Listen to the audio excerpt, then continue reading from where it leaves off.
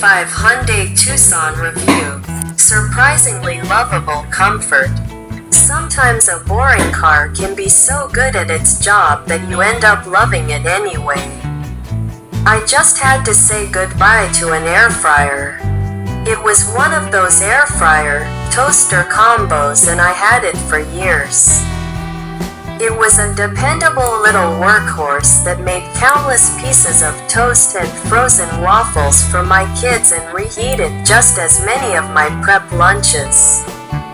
I was sad when it died rather spectacularly, as one of its heated coils caught fire mid-use. At least it went out like a warrior. My point is that sometimes appliances, no matter how mundane, can be lovable. And I imagine that's what the 2025 Hyundai Tucson will be for many people. The Hyundai Tucson is made for those who want their car to be an appliance like my gone but not forgotten air fryer. They want something that'll reliably and comfortably do its job. The Tucson is that appliance.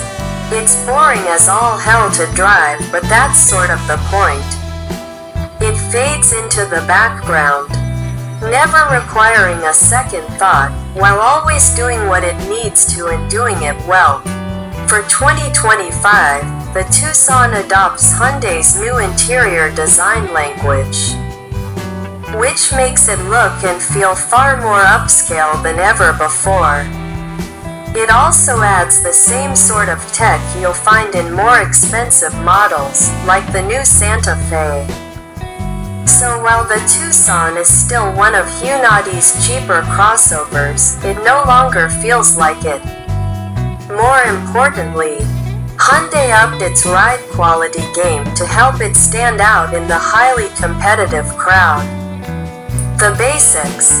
When you're taking on well-established, popular cars like the Honda CR-V and Toyota RAV4, you better bring your A game. And while the Hyundai Tucson was always a fine transportation appliance, it never really had something specific to hang its hat on. Now it does. Thanks to Hyundai's new interior design, snazzy tech, and improved ride quality, it's become the luxury car of the group. From the outside, you probably wouldn't know anything is different about the Tucson for 2025, but it indeed did get a facelift. The front grille is apparently new, as are the lower fascia and wheels. And the rear wiper is now 75mm longer than before, but to casual eyes, the changes are pretty subtle. It still has a big checkerboard grille, stacked headlights, and so many lines, angles, and shapes in its body that it looks like the inside of a kaleidoscope. In my eyes, definitely one of the weaker looking cars in the segment, especially in contrast to the handsome new CR-V and RAV4. However, I can see why some customers might enjoy its bizarre, bold styling. It doesn't about face inside, though. Despite the edgy, youthful exterior styling, the new Tucson is handsome, mature, and refined inside. The thin three-spoke steering wheel is simple and elegant. The new, massive DUAL 12.3-inch curved screen setup feels high-tech. And the cantilevered armrest gives the center console an open, airy feel. Like the new Santa Fe, the armrest features a wireless charging tray with a nice rubber mat. Unfortunately, the latter is only available on the top-end limited trim. Others ditch that armrest for a normal one and also get a tall mechanical shifter, rather than the limited steering column shifter. So you get more space and practicality with the limited, but it shouldn't be a deal breaker for most customers. The infotainment system is sharp and works quickly. And the climate controls are a nice mix of touch and physical switches. It feels much more upscale than any other Tucson before it belies its relatively low price tag. Driving the Hyundai Tucson, where the Tucson shows its budget car roots is under its hood. Unless you spec the hybrid model, you get a 2.5-liter 4-cylinder engine. And it's an engine. With 187 horsepower and 178 pound-feet of torque, it moves the Tucson well enough but never does so with any enthusiasm. Unfortunately, it doesn't reward that lack of enthusiasm with fuel efficiency. Averaging around 26 mpg. While that's about on par with its rivals, when an engine is this uninspiring to use, I hope for impressive efficiency to make up for it. Thankfully, it's decently smooth, but this is the best example of why cars without interesting engines should be electric. This Tucson would make a great EV. Let's be real, tough. Few customers will ever notice its underwhelming powertrain. I drive far too many gutless crossovers with coarse, unrefined engines. They're everywhere. Customers wouldn't be buying these things by the shipload if that bothered them. Instead, what they care about is a quiet, tech-filled cabin and a comfy ride. And that's exactly what the Tucson delivers. I've complained about Hyundai ride quality for years, as they always feel too choppy. With the Tucson, however, it went almost too far the other way. The Tucson is downright soft and cushiony, to the point of feeling floaty. Don't expect to take turns quickly, as the body roll will cause passenger nausea. Instead, calm, smooth driving is rewarded by a pillowy ride that will make everyone inside feel at ease. It's also quiet, even at high speed. So despite its budget car roots, the Tucson feels almost like a luxury car when you drive it as intended. There's a downside to its pseudo-luxury ride quality, though. It doesn't much like highway driving. That soft suspension gets floaty at speed, making it feel ponderous, and it struggles to track straight, requiring near constant minor steering corrections. It isn't horrible, but what the Tucson likes instead is chill, around-town driving. It's the appliance that will take you where you need to go without fuss, in comfort. And with enough tech to keep even the savviest owners satisfied, as long as you don't push it too hard. The highs and lows, almost all of the Tucson's high points are found inside.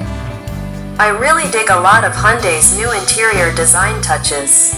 While the wireless charging pad seems like a trivial thing, I really like its placement here. I also really like the climate controls.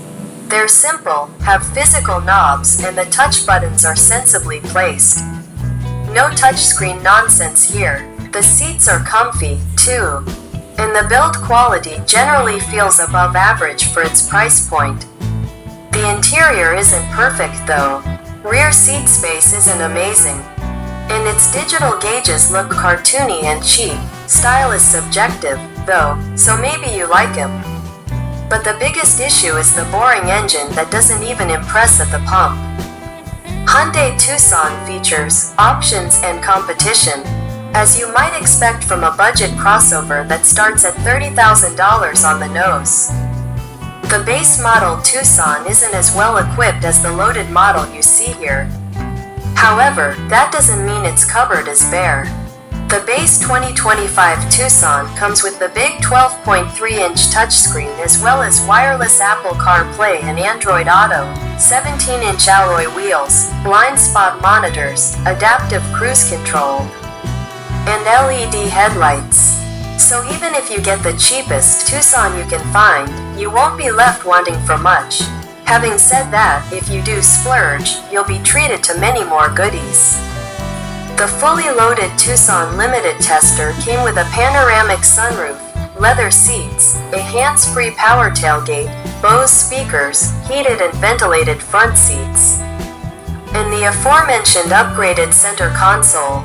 In limited spec, it's a lovely car to be in, and at $41,870 as tested, it seems like a good value.